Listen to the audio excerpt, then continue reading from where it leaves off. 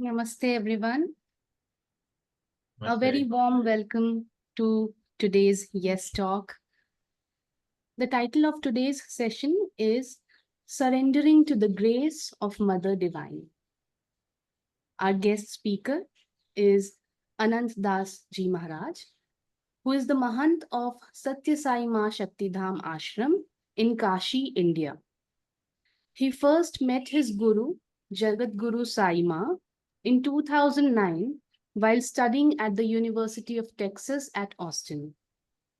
Recognizing Sai Ma as his spiritual guru, Anant Das quickly resolved to live a monastic life in service of Ma. In 2013, he was initiated and took a lifelong vow as Brahmachari in the order of Sai Ma Brahmacharya. In 2019, he was initiated as Mahamandaleshwar in the Vishnuswami lineage, committing to serve and spread the teachings of Sanatana Dharma. Since 2010, he has been based in Kashi, India, blessed to meet and study with many great teachers, pandits, and professors. Anandas ji, we are so honored and glad to have you with us on the Yes platform. Thank you so much for joining today. We eagerly look forward to your beautiful session, sir. Over to you. Om JJ Saima. Thank you. Are you able to hear me okay? Yes, yeah. Wonderful. And my deep gratitude to Ramesh for this beautiful invitation. And Chris, Neil, welcome. And Rahul and Selby, I also encourage you to turn on your web cameras if you would like. Definitely throughout the teaching, we'll be interacting and speaking with you as possible. Great. So before we begin,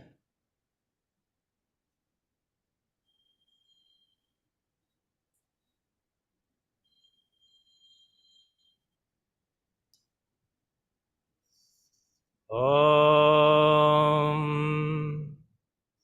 Ya Devi Sarva Bhuteshu Shakti Rupena Samstita Namastasye Namastasye Namastasye Namo Namaha Ya Devi Sarva Bhuteshu Shanti Rupena Samstita Namastasye Namastasye Namastasye Namo Namaha Ya Devi Sarva Bhuteshu Daya Rupena Samstita Namastasye Namastasye Namastasye Namo Namaha.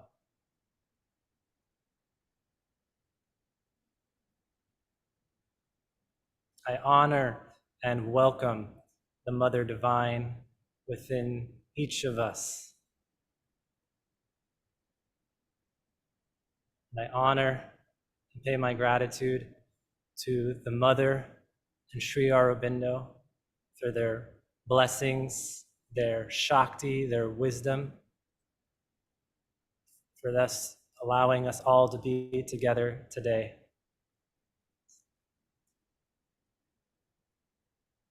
And also honor and gratitude for my Guru, Sai Ma.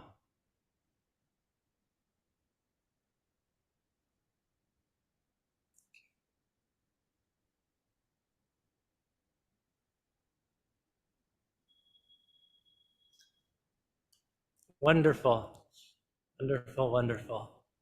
So today, my talk, which is really going to be interactive, is on surrendering to the grace of Mother, Mother Divine.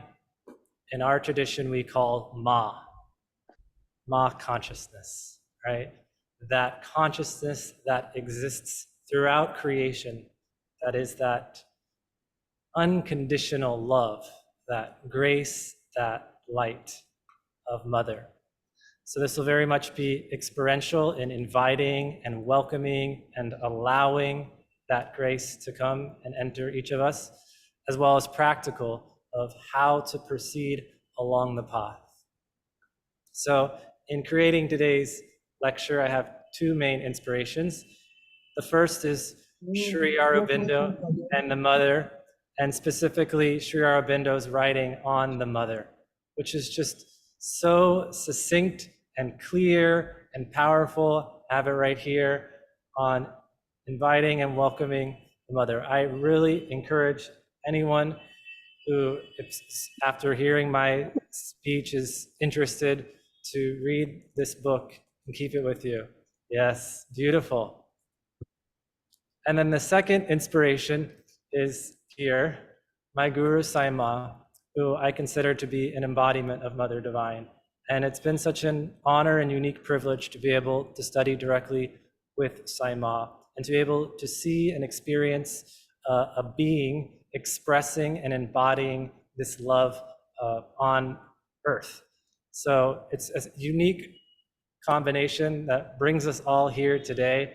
I very much honor Aurobindo and the Mother's tradition, and also wish to bring some guidance as how to possibly move along in this path. So thank you. And before we begin the discourse, I'd like to be a little practical and do a little practice together. So if you forget the next 50 minutes of the discourse, and there's only one thing you take away, is the practice of being centered in the heart. And I know this might sound very elementary to you all. I found it a very profound and simple practice. So in our tradition, we have it called what's a centering technique, where we bring our hands together in front of our heart. And I invite all of you to do that with me. So let's all bring our hands together. Like this, like in Namaste. Great. In front of our chest. Beautiful. And sitting up straight. You can keep the eyes open. And on an inhale, you're going to bring one hand straight up and one hand straight down. So breathing in, you can bring your hands like this. Yes. Great. And on an exhale, slowly, consciously bringing the hands back together in front of the heart. And then another inhale, the other hand up and the other hand down, like this. Exhale, bringing the hands together. Now closing the eyes, doing this 2 more times. Inhale.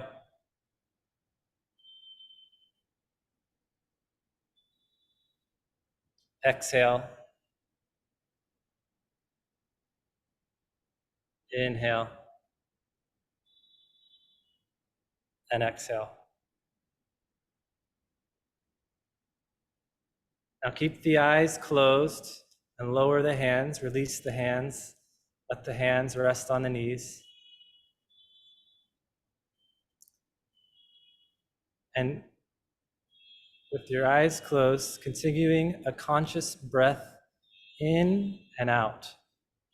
And in this breath, having no pause between the inhale and the exhale, and no pause between the exhale and the inhale.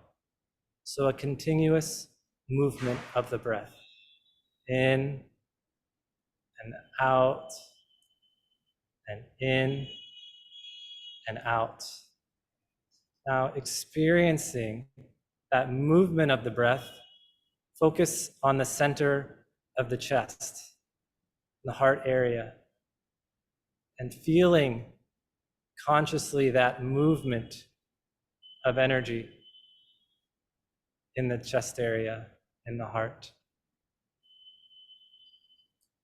And with each breath, that area becomes warmer, brighter, richer, perhaps starting to spin.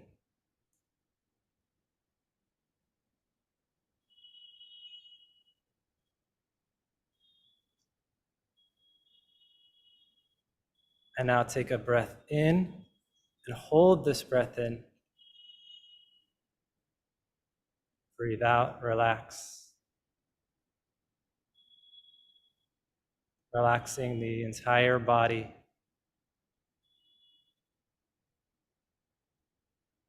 Allowing, inviting, welcoming the grace of Mother from our hearts through the top of our head.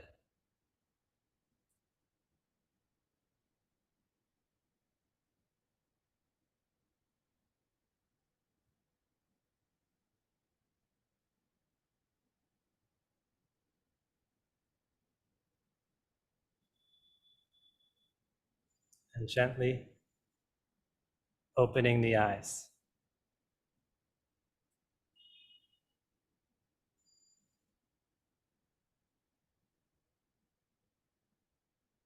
Thank you.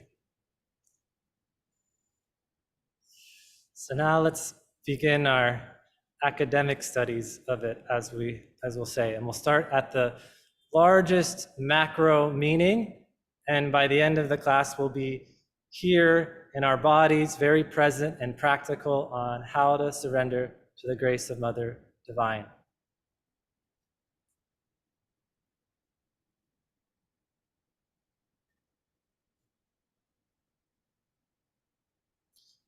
So when I say Mother Divine, or Ma, or Mother, I think Aurobindo puts it really well.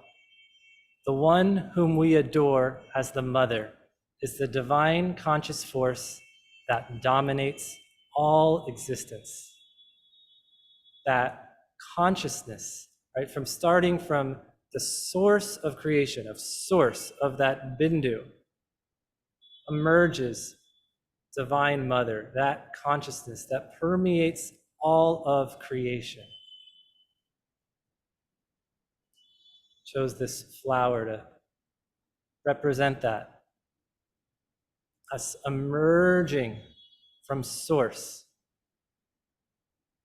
and all divinity throughout all of the cosmos.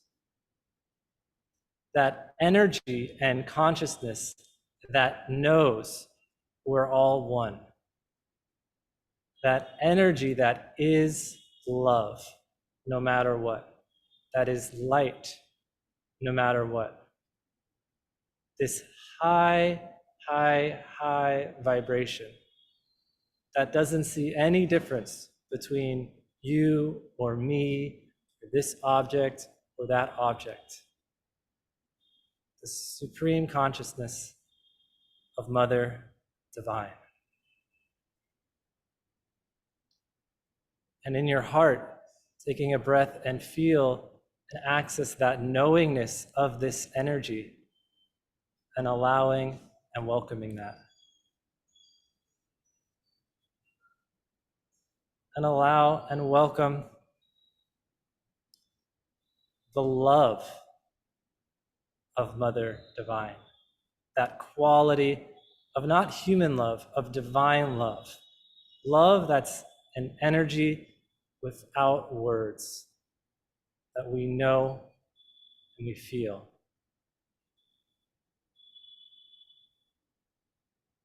Welcoming that quality of light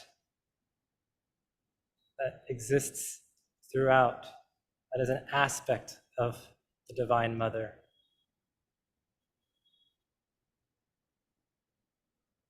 Welcoming that feeling, that energy of purity, the purity of Mother.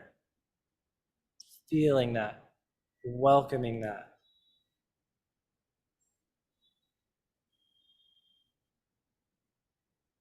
The energy of abundance. As Aurobindo writes in The Mother, right? Money is an energy, just like anything else, and it's okay. There's no lack in this consciousness. Everyone has everything they need and more. This opulence, the beauty of the consciousness of Mother.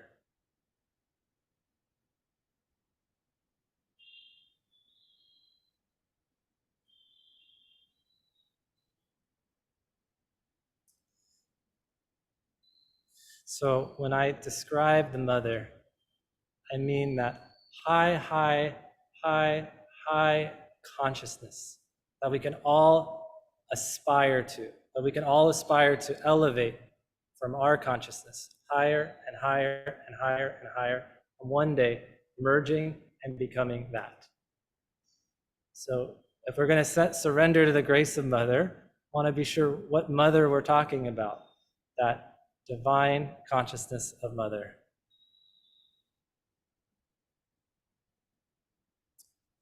So I would like, if anyone wishes to share, we'll take a moment And for each of you, I'd like to think about and reflect, for you personally, where is that place where you access and know and experience the consciousness of Mother? Is it in a photo? Is it in a thought? Is it in the heart? Is it a feeling? Is it an image? What connects you and immediately directs you to this infinite expansion of the consciousness of Mother? So you can take a moment, think about it, imagine what that is.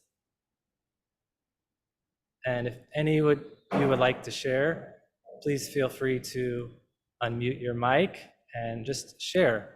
What is that for you?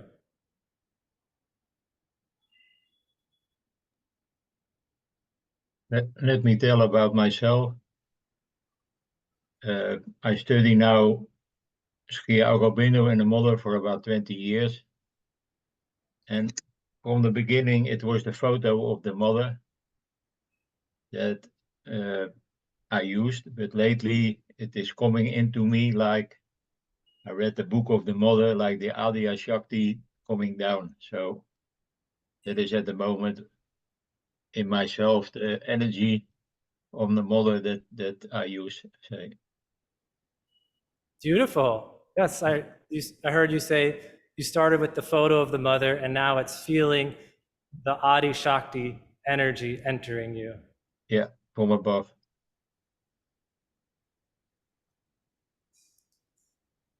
Anyone else would like to share? And thank you, Chris. With the name like Sri Vidya, I'm ready. My name lands me in trouble in so many places. I don't know if this is true, but I read somewhere that the mother would set her coffee and then sit down to write. And that's been my routine for many years. So when I fix my coffee in the morning, is the first time I think of the mother. I mean, I just think that there's something at least that is common in our routine or what little I know of it. And yeah, I guess when one is in difficult choices or even in very blissful moments, then you try to connect to the mother as an energy or a force and try to. So where does it come from? I don't have an answer. I think I have more moments or times wherein I connect. Yeah. Beautiful. Thank you all for sharing, and we'll have more opportunities throughout. And my teacher describes it as we don't even have to understand that there's somewhere in us, there is that knowingness and that resonance. Otherwise, we wouldn't be on this call. We wouldn't be here today.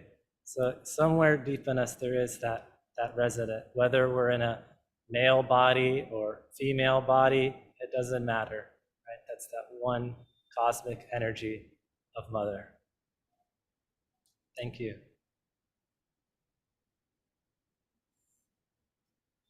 So now that we kind of know the aim, how do we get there? And what is this path?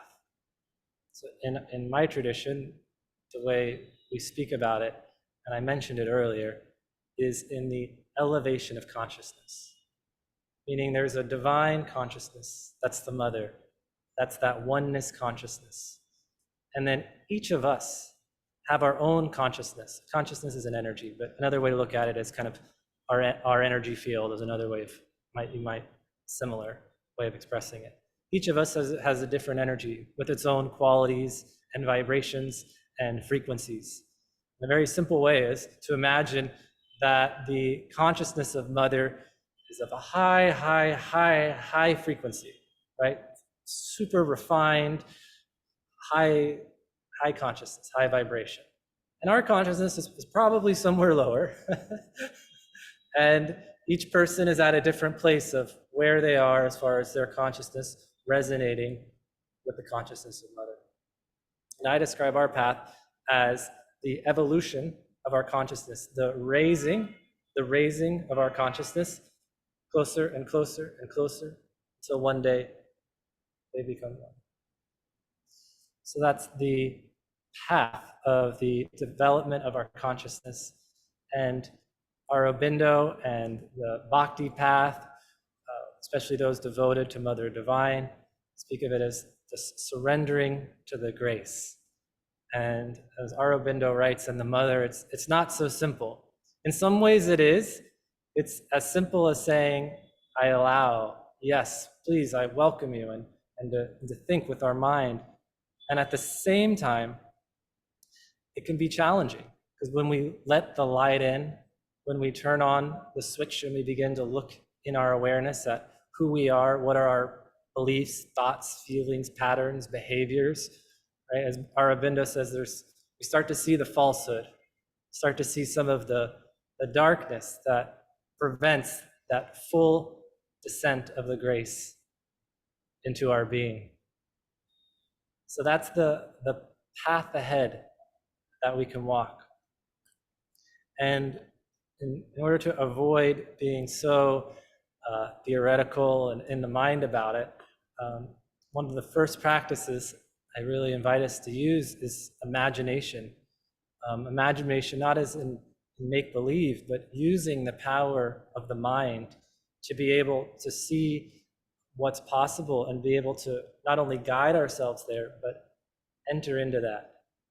So as I did earlier, as I shared with you the pictures and the qualities, right? Continuing to imagine not only Ma consciousness, but now I want us to imagine what it would look like for each of us in our own lives if we were the full embodiment of this consciousness.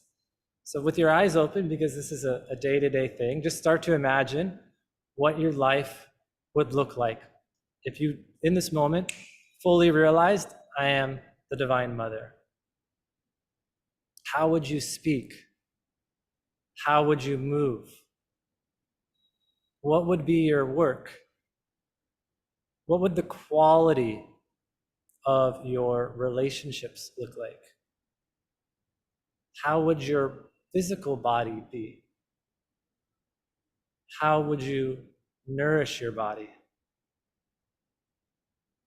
What are the things in your life that you're focused on if you are fully embodying the consciousness of Mother?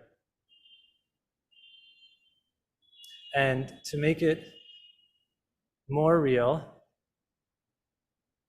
I can share with you, I've had the blessing of studying directly under Sai Ma, an embodiment and expression of that Divine Mother.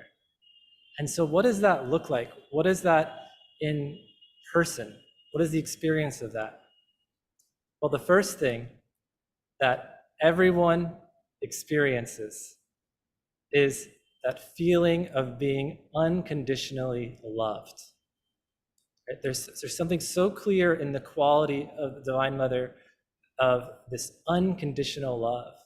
And imagine if that love was just emanating from us, no matter what we said, what we did, what we thought, if we're expressing and emanating the consciousness of Divine Mother.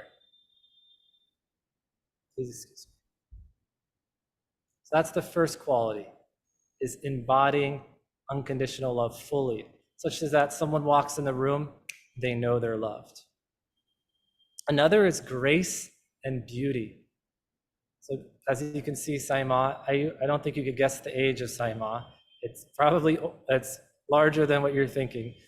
But the divine opulence of Mother, right? Of whether it's in how we carry the body, or the clothes we wear, or the environment. I love Aurobindo's ashram. I resonate with that. It's not this ornate, gaudy, it's this beauty and the simplicity. So having this in our physical spaces. The next quality that I experience with Sai Ma, and people don't know this, is that Sai Ma literally does not sleep. In some ways, I don't think Sai Ma is human. And what does Sai Ma do at that time? Serve others. My experience is the higher of consciousness, the closer we get to that consciousness of mother, and what I've experienced and seen in Sayama is inside is this natural desire to serve the light, serve humanity, serve humanity's evolution.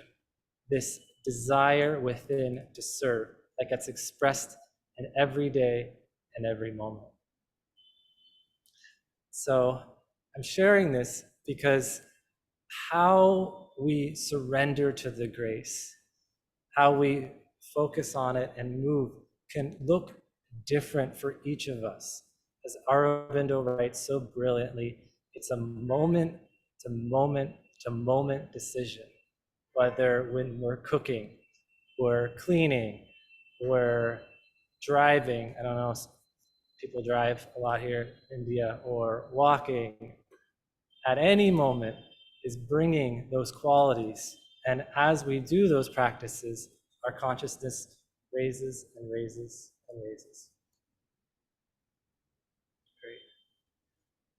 Before I continue, does anyone have any questions so far as the terms I'm using or the distinctions about consciousness? This looks like a pretty advanced group, but I just want to check just in case. Well, we're good so far. Wonderful. Okay, so we'll continue. So in the mother, I like the way Aurobindo wrote it, and in our practice, we say it with different words with the same meaning, and I'll put it up on the screen so we can see.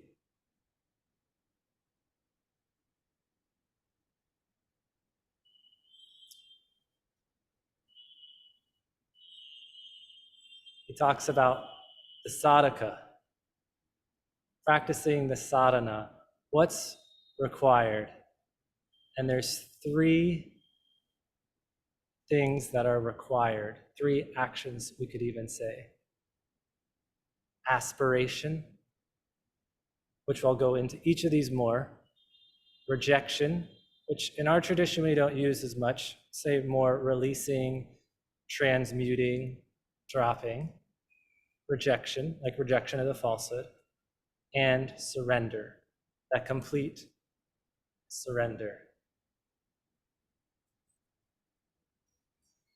So we'll go into each of these and we'll start with aspiration.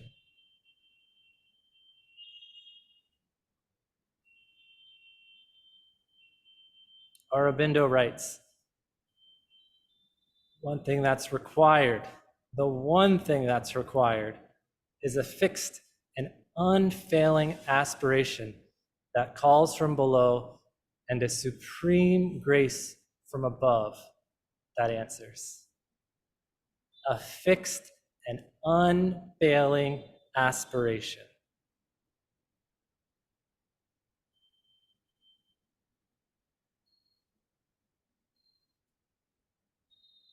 So as a sadhaka, as a practitioner on the path towards realization, let's anchor in us the knowingness of the first step of aspiration, of focus. And I cannot underline enough the importance and power of this step. And I can share with myself personally, my experience of this is that aspiration, faith, will is a muscle, is an energy. The more that we consciously activate and strengthen this, the more power, confidence, and ability to continue along the path. I remember hearing early on that at some points I won't be able to trust my thoughts. You won't be able to trust your feelings. Another guru says this is a path where you gain nothing and you lose everything. So with all of that going on, what do we have? We have our faith and our knowingness inside. And early on in my path, I think each of us at some point will have experiences, right? Kind of aha moments, a flash of the breath of the fullness of consciousness. And in those moments, it's a great time to kind of reflect and make decisions. And for me, the first time this happened, or that I remembered, was early on when I first met Simon. I'd done a meditation, and I felt this expansion, and I knew there was such thing as like the Divine Mother, and I was committed to it.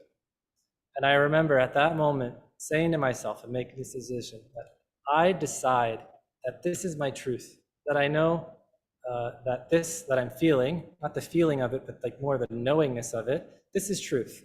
And throughout my years, I know that I won't always know, and I won't know who to trust or what to trust or how to go forward. But I know that if I decide this is, for this lifetime, this is what I decide. And I've come back to that decision many, many times. And every time I do, I strengthen it. So this is the practice of aspiration. And for each of us, it's going to be very personal. What does it mean to feel and know faith, right? I don't think anyone can teach someone else how to be more faithful or have greater aspiration. It's about really going inside and feeling that for ourselves. So that's the first quality. And I have a quote. I've been using quotes from Aurobindo, and I have one quote from my teacher, Sai Ma, that I think really underlines the aspect of aspiration. Sai Ma writes, there is only one eternal mother, and you belong to her. Develop attachment only to God and not to any earthly physical relationships, which are like bubbles and will burst at any moment. Strive for the eternal, not for the momentary. Allow the new vision to fill your whole body.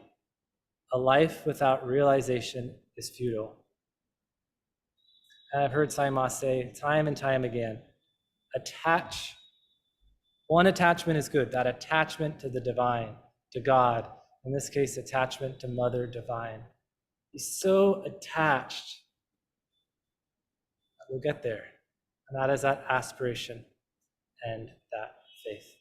Thank you. And Arunima, your smile is infectious. I'm so grateful. It's a joy to be speaking with all of you. So wonderful. The next is, when we have this aspiration, when we begin to expand in our awareness, we start to see more about ourselves. And it's not always comfortable. And because the more we look for the mother, we start to see the things that aren't the mother in our life. It's kind of funny how that works, right? So the next step, as Aurobindo puts it, is rejection. I just realized I had a slide of this, but I'm not going to use the slide. So my favorite analogy is the glass of water. So imagine our energy is this glass. Now, for most of us, we're not even conscious that we have the glass, right? We're not aware of our fields or thoughts, so that we're all these things, right? And let's just take maybe a survey of our energy, right? So there's probably a little bit of light in there, a little bit of love, some faith, some good things, good deeds. But then there's probably this kind of chunk we like to call the personality, right? And in the personality, it's got its likes and its dislikes. On top of that, there's beliefs and attachments and identity and titles, right? Judgments, selfishness. We all got a little bit of selfishness till we have that full realization. So start to imagine now this glass is getting very, very, very, very full, all the way to the top. Probably for most of us, even just like pouring out, right? We get angry and the anger goes out to somebody else, right? We're not aware, right? We're just like kind of, we're not what you'd say an empty vessel. We're actually kind of pretty full and above full. And when that's the case, nothing can come in. There's no way for the grace to enter. Now maybe we could take a little scoop out and then a little grace comes in, and another scoop comes out and then a little grace comes in. You can see it's like rowing a boat that's full of water and just pitching at the same time. It's going to take a very, very long time. So the practice is to begin to empty this cup. Empty the cup. As Aurobindo writes, the rejection.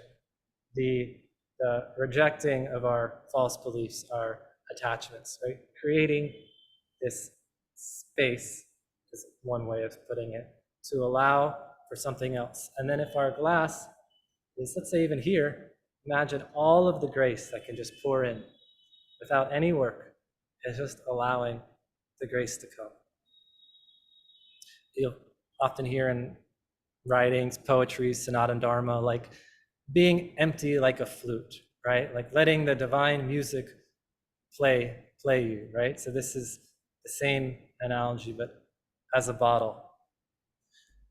So I want to make this very practical.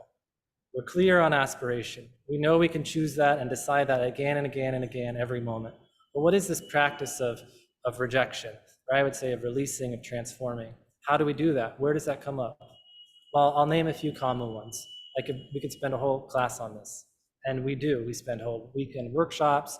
People will go for weeks on this part specifically, right? To kind of unload some of this. So one of the first easy ones is expectations, right? That's an easy one to identify and clear. Okay, if I do this, I'm going to get this in return. Or I'm here and I'm expecting, like I'm at this workshop today and I'm expecting to be enlightened, right? Or something like that. I'm expecting to be happy and have a good time, right? But those are all just self-created. It's just kind of an extra energy that doesn't really serve. Right? Now it's okay to have like expectations in a relationship or things if they're voiced, but we're talking about those expectations that are not serving us, that are unspoken, that cause frustration, or when we do something for charity, but yet we're not happy that the person says thank you, right? Those kind of expectations. So releasing those. Next, a really easy one to identify is judgments, right? What are the judgments of ourselves and of others? This is such a kind of, when we start to look, it's an easy one to catch afterwards, right? But in the moment, it might not, right? So judging the way someone's behaving, they're looking, or, oh, they should be smarter, they should be of a higher consciousness, or they should be acting from love, but they're not. Those are all judgments. And then obviously, who do we judge more than anyone else is ourselves? So, oh, I could have done that better. Oh, I wish I was smarter. Or, oh, I'm not living up to my name. Or, oh, I'm a disappointment. Or I'm disappointing my parents. Or these things, right? These are all judgments. And at the end, I'll explain how we can release those, but you also might have your own practice. So first of all, it's becoming aware of the things we can reject or release, and then releasing them. Another easy one is busyness or distractions, right? How many distractions do we have in our life? And I would say it's using things unconsciously that creates a distraction, right? Always being so busy that we don't have to think, right? Or just kind of like potentially having the TV on in the background, or just obsessively you get home, you turn on TV, first thing you do. And that was when I was growing up, that was my family, right? You get home, you need to relax, turn on the TV from like 6 to 8 p.m. That was the practice, right? So these are the distractions. And there's so many more. Wow, I could keep going. I promised the Q&A section as well. Just very quickly, Aurobindo speaks of falsehood, right? In his words, in your practice, would be falsehood, selfishness, that conditional, doing actions conditionally, right? I'm going to do this, but I want this in return, right? So that's not service, that's not saving, those conditions. And also one he writes that I like to highlight is passiveness. He's like, don't confuse passiveness with surrender. He doesn't say it like that, but that's how I read it. Is like in the doing nothing, but kind of just allowing everything to happen. Like it's a form of being a slouch or laziness, right? So we think, oh, if you know, like if I don't get involved, if I don't do anything, right? But sometimes there's just an energy of that tamasic quality, right? So that you can imagine that. And that is something we can release and transmute. So in the practice of releasing, invite one simple thing. It says, in all these things that I've shared, in your day, in your moment, or in your meditation when these things come, the simplest practice we have that works is to become aware of it and consciously welcome that energy, because everything's an energy, welcome that energy into the heart center, the heart chakra, not the physical heart, right? The heart center. You could use the physical heart, but I'd invite the chakra to transmute that energy. Return it back, you could say return it back to source, transmute it into light, transmute it into love. And it's gone, just like that. But just know there's a lot of these leaves in our field, right? Little specks here and there. So we do one, we transmute it, then we do another, we transmute it. That's the practice, right? Sometimes we have the grace to really get a whole tree trunk at the same time. Like, I am done with my fear of people, right? And great, but often it can be much smaller things. Okay. Now, I promised to talk about surrender, and that is the final step of 3 in this sadhana, as Aurobindo put it. And I'll quote Aurobindo. He describes surrender of oneself and all one is and has, and every plane of the consciousness and every movement to the divine and the Shakti. So surrender as surrender of oneself and all one is and has, and every plane of the consciousness and every movement to the divine and the Shakti.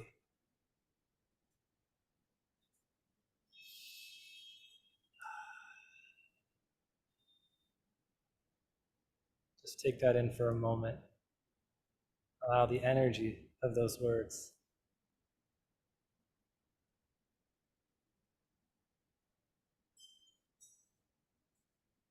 It's a conscious practice in ourselves. So, quote unquote, let go and surrender. And surrendering fully, no attachments, no conditions. I'll surrender if you give me this. But that faith in that love and that consciousness. And my experience is there's a power in continuing to consciously surrender again and again and again and again and again. My teacher says, no cell in the body wants to die. Right? Each cell has its own consciousness. It doesn't want to die. Our entire being is ready to surrender if we give it the permission to. So really inviting and welcoming that surrender. And if we were to combine all these steps together of, I'd say faith, I'm using my words now, rejection and surrender, the one word together in all of that, or 2 words, is just allow. Just allowing. Having that faith, putting aside anything we're attached to, and surrendering. Just allowing that grace to enter. And that is very easy. So we can go through all these long steps like we did, but in our day-to-day, we might not have a moment to think about it. So in the moment, in the day, I allow the grace to enter. I welcome the grace. I welcome the grace of Mother to pour through me. Pour through me. And I think as you've read in writings of Aurobindo and the Mother, it starts to become its own program that happens even on a subconscious or an unconscious level. I was traveling, this was actually pretty recent, a few months ago. I was in the plane and started from my heart, just this remembering, this longing, right? This thinking of Mother consciousness. And it turns into this yearning. And the more I just fed it and allowed all the energy of my being to go towards that, the more that I fed it, it's like I start to feel that this yearning is in every cell of the body, every part of my being. And the more I consciously fed this yearning, the greater this energy started to swell, right? We could say that grace started to pour in more and more. And at a point, I was literally on a plane in the air, and I started crying. And there was no sad tears, there was nothing, it was just that, and people probably who looked at me would thought I would be, as I wasn't saying anything, didn't look at anything. And that is the power of really committing, diving in to that grace, that surrender. So there we go. I do have another practice we can do later, if we have time. But before we do that, let's do a little question and answer. I would like to start with it guided, that I give the questions and you give answers, and then you can ask questions. And my question would be,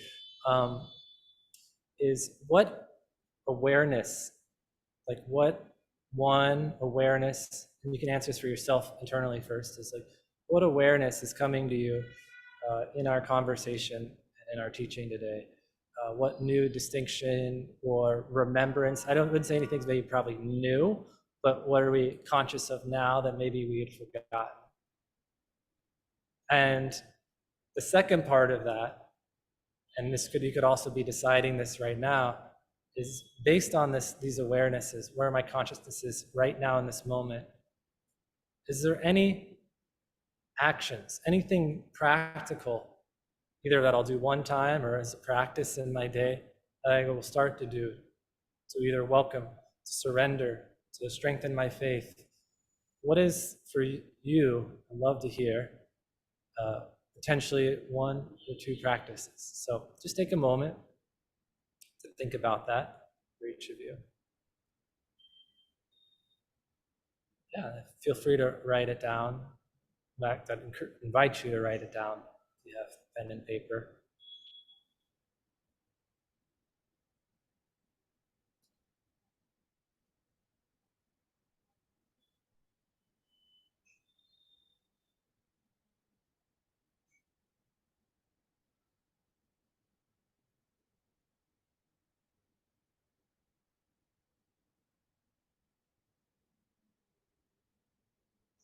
And then if anyone would like to share, please, if you can go ahead and unmute your mic and maybe share an awareness and or a practice that probably will inspire others.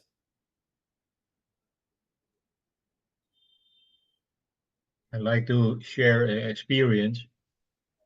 I was reading the Savitri of Sri Aurobindo on adoration of the Divine Mother. And at that time, I had to do a heavy job, like with tiles and sand and everything. And in the adoration of the Divine Mother, it is said, you can go to the golden door and ask for power. So that's what I did. And I could work all day without any getting tired or anything.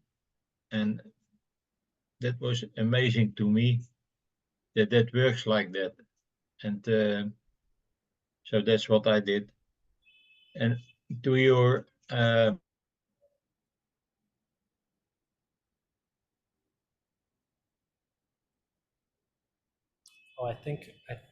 Chris, I think we lost you for a moment. That's what I better like. Then if you say reject, you make a sort of separation from you. When you make a separation and when you say rejecting, but I like the offering. Yes. So that's how you explain it. When you take it in yourself, you offer it to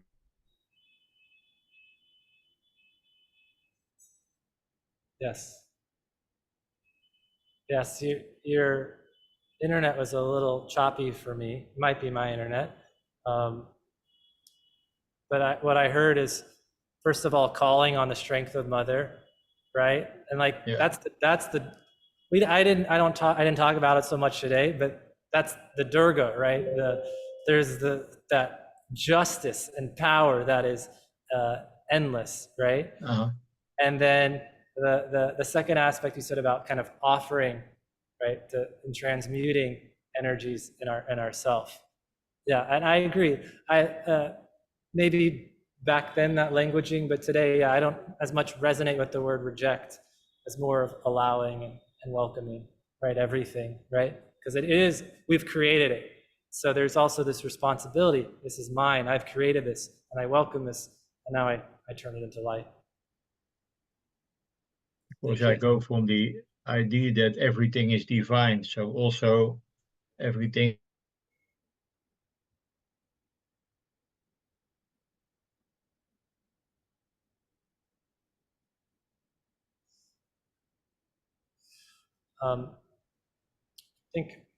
Thank you, Chris. I don't hope it's not my internet, but I think if someone else would like to share, love to hear from somebody.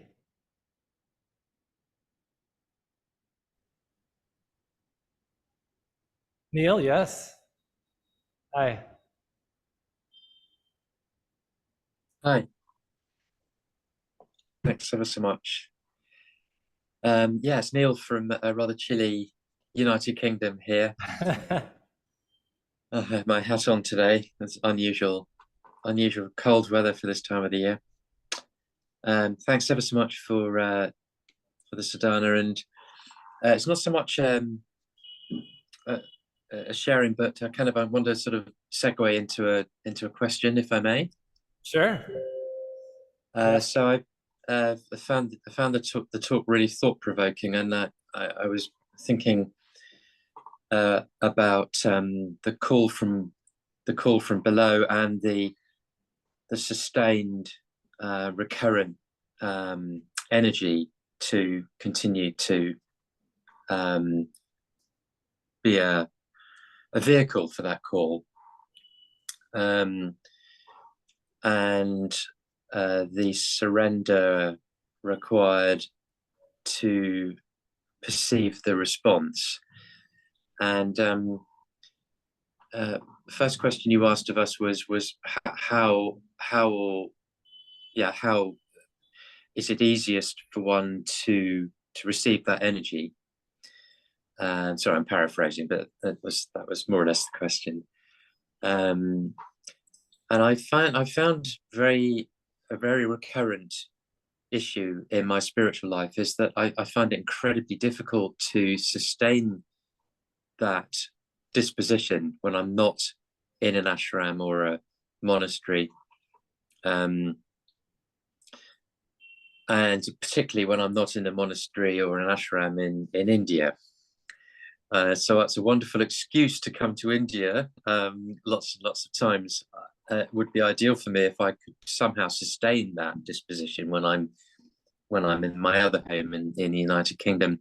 And I thought long and hard about why there should be this association between being in a monastery or an ashram, and in this particular case, in the meditation hall in the ashram, the Sri Aurobindo ashram in Delhi, which I can picture in my mind, and that helps me.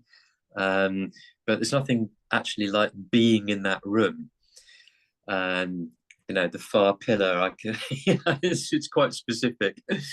And I was wondering, what your thoughts might be on what the nature of that association with. Is that a physical association, something to do with the direct impact of the energy, or a kind of a psychological trick which somehow means I can only really have that degree of energy and connectedness when I'm there? Just wonder, well, what is the nature of that association that I have? Yeah, I can share my experience and what I've heard others, like we satsang about this. We speak in my community. There's other monks and nuns. We have lady nuns as well, and our students, and we have this conversation, and also spoken with my teacher. And I wouldn't disagree that the energy in an ashram, even in all of India, is different than the energy of the UK, right? At some point, Sayama said, if enlightenment was to come from this planet, it would come from India, the land of gurus, right? This is Bharat Mata, right? My experience is when I go to the US, there's large areas where it's just empty. It's not bad or good, but it doesn't have doesn't permeate that same consciousness, you know? And yes, this is what ashrams are for, is to create the practice, right? It makes it easier for all of us. So I'd say, just first of all, welcoming, accepting that, and being okay with that, right? And not being the judgment of one way or another about it. But it's also, if that's something that's important to you, then to also make it a regular practice. That's one thing we've spoken about, is like, it's almost like a meter, right? You're sadhana meter. So, you know, you have your service, you have your mission. And if your mission is to be in the UK and you feel that, and when you connect into it, it lights up, but you need to go and get recharged, well, go to India, go to the ashram and get recharged, and then go out and fulfill your mission, right? A lot of us do that. I count my life as far as the next time I get to see my guru, right? Like, that's my cycle. I don't count in days, months, or years. It's just the amount of time before when I get to see my guru again, you know, and that's okay, right? It's that yearning, right? And it's just being practical, and it's honoring that, welcoming that, and then also serving. For me, that's the experience and balance. So there's no magic answer. You know, yes, we're the sum of our 5 closest friends, right? And the energy of our place. So I hope that helps and leaves you with a little bit. To wrap up, I really would love to guide us in a brief meditation, if that's okay. Unless, is there anyone who has something they're burning to share, or any burning questions? I'm happy to address those. Otherwise, I'll move us into a brief meditation. How does that sound? And thank you, Neil. And if you still have any further questions, I don't know, feel free to write me, or I don't know how it works, but if you have a question, I'll make sure to answer it somehow. So it's okay. So just give me a moment.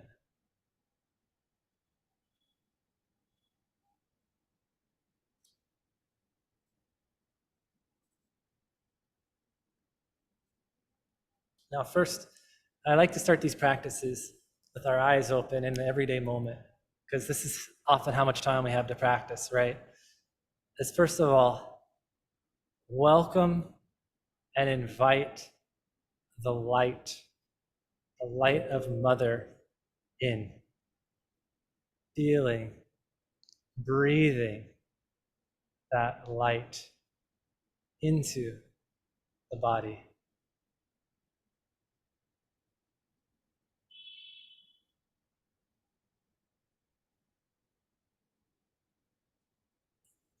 Feeling, welcoming the love of Mother's consciousness into us, allowing, opening to the love.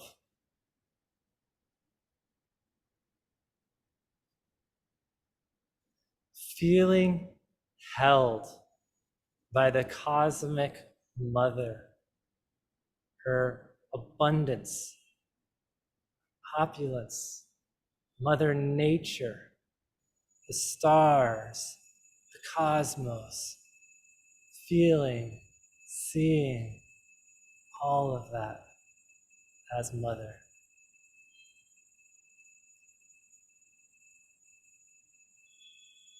Welcoming the light, seeing our consciousness expand, seeing our consciousness raise and elevate into the purity and vastness of Mother.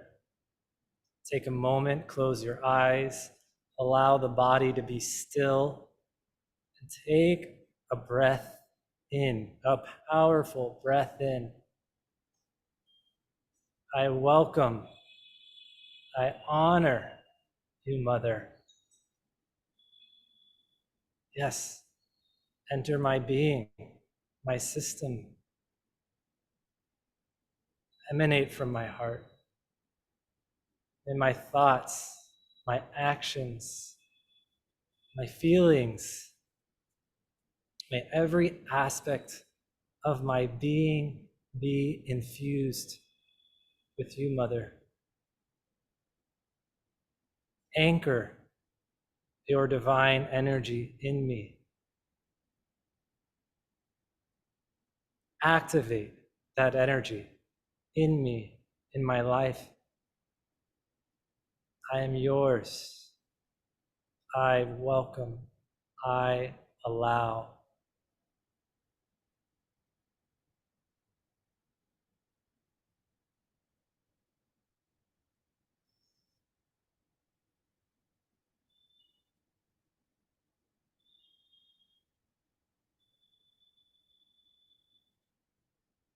Taking a moment to honor ourselves, each of us, for being here, ourself, honoring each other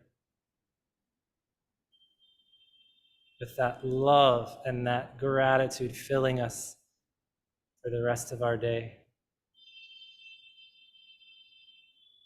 We can open the eyes, see each other with those eyes of love, seeing each other as embodiments, seeds of her grace. Thank you all. It's been a joy to participate, interact. I'm so grateful. This is my passion, and it does so much inside. Thank you.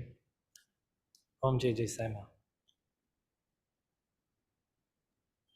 Thank you Thank so you. much, Ananta Das ji, for this beautiful, enlightening session.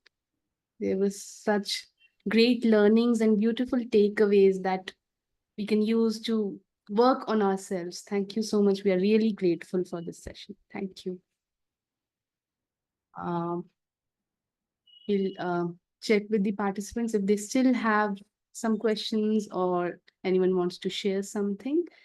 And we already have one question in the chat box, sir. Would you like to take that? Should I decide that? Yes, if it's okay, we're at time and I'm happy to go a little over. Let's see. In the process, I'll read it. That's okay. Sri Vidya says, in the process Yes. of rejection, one can find that one's thoughts no longer resonate with the world as we knew it. Now we do need the world to survive. So what is your tip here?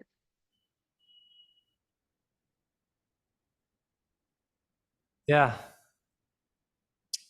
I understand. We speak about it as living in the memory of the memory, right? The moment we wake up, we're like, where am I? In a belief structure, in a system that doesn't have any meaning anymore. Well, we are here for a purpose. We took our souls, look forward to being here, to taking a body, to learning of that practice of evolving in our consciousness. And that happens inside, but it gets expressed out. So it's bringing that beauty, that love into the world. And it can often mean making decisions to align our life more and more with that energy that we feel. So sometimes there can be a lack of resonance if the day-to-day life is not resonating with what we feel. So it can often be making new decisions in order to align those two. And then there's that passion and that joy.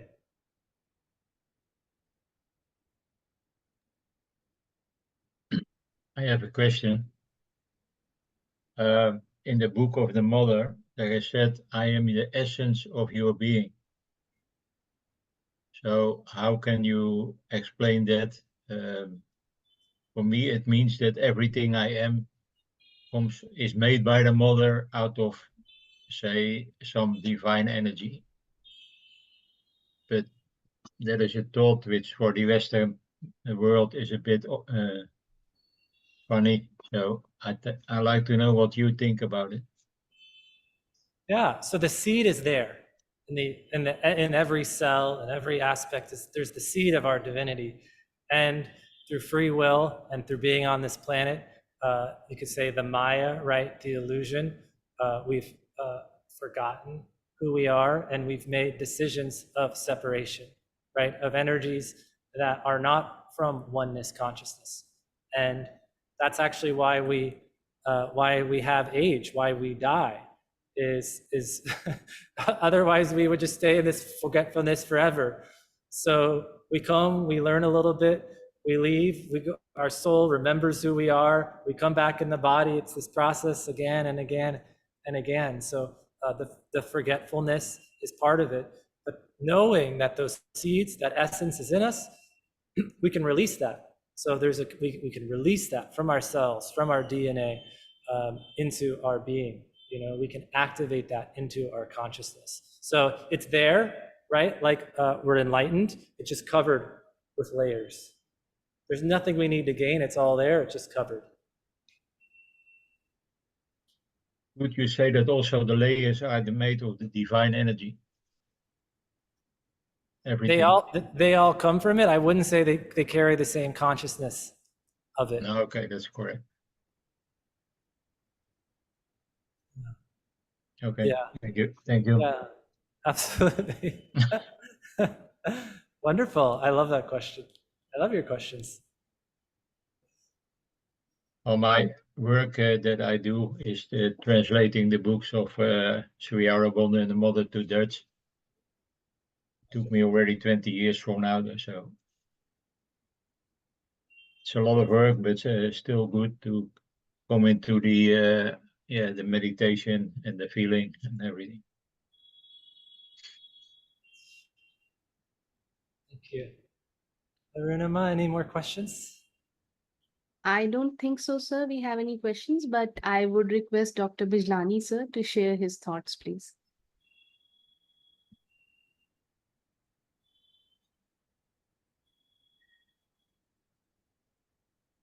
The way the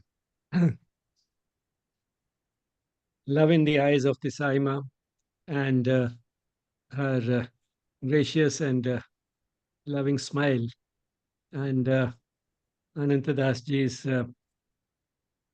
what I may say, dynamic peace and positive serenity, which emanate from a great deal of purity and sincerity.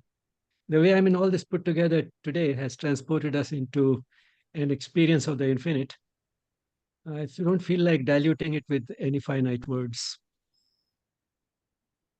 So I would just like to thank you for creating this atmosphere in this session.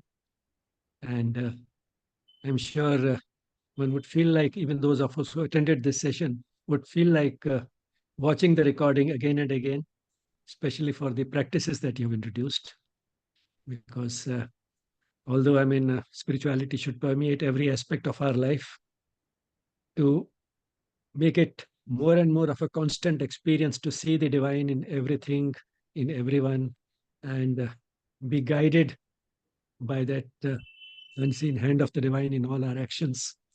We need those concentrated practices, and really grateful to you for doing it with such passion and at the same time with such serenity.